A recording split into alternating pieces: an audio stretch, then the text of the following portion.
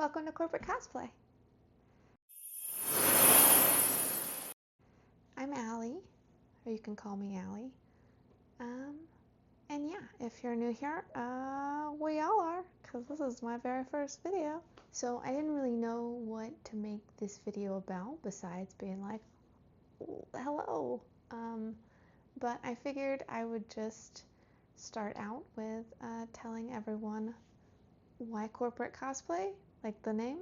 I actually didn't get into cosplay, like really, until I started a corporate job. And now granted, I had always been into Halloween, right? And like progressively, you get older, your costumes, they either get racier or they just get more intricate. Mine did all of the above. So new job, right? New job and joining the corporate world.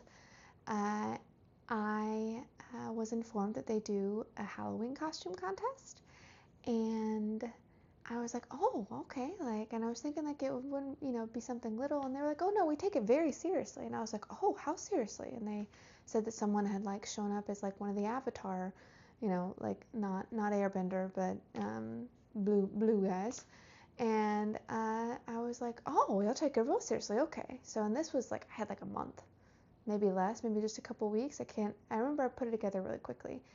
Also note, very poor at this time.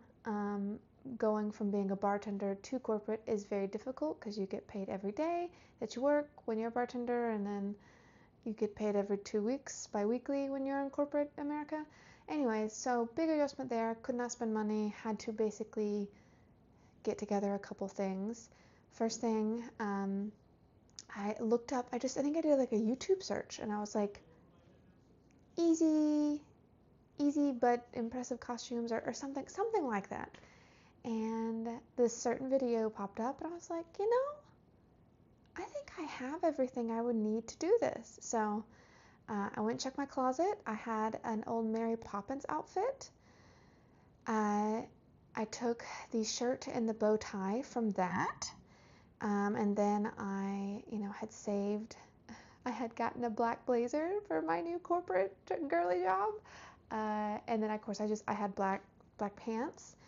And then I also had liquid latex, and the video other than that just said I needed face paint. Had that already, just cheap, super cheap costume face paint. And then it also required, some tissue and some cotton and stuff. So I was like, all right, cool. Got all of this. I can do this. And the only thing I was missing was a red tricycle, which I ended up finding on Craigslist.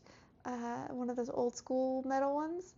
It was definitely still too small for me, but I managed it. And well, then I woke up real early that day of the Halloween costume contest, and I turned myself into Billy the doll, or Billy the puppet, I think. From the Saw movies, I turned myself into the Jigsaw doll. And it went so good. Like, I feel like I really need to emphasize this. If you have never had your boss in all the important bigwigs in a company look at you like you are the most terrifying thing in the world, like they cannot meet you in the eye, you will develop, it's a weird power trip. It's a real weird power trip. And it was also just hilarious. It was absolutely hilarious. I could not move my face whatsoever, and so the only thing that was moving was my eyeballs, which apparently leaned into the terrifying factor. I won. I definitely won the Halloween costume contest, and I kind of gained workplace infamy. I wouldn't call it fame, I would call it infamy, which meant that I needed to now top this year over year. And that's kind of where it started, and it's kind of been going great so far. I've expanded into Dragon Con too, so actually my first few videos are going to be about what I did at Dragon Con as far as costumes, but yeah, thank you for for coming and seeing this. If you watched it and you stayed till the end of my ramblingness, that's great. I do it a lot. I'm so sorry.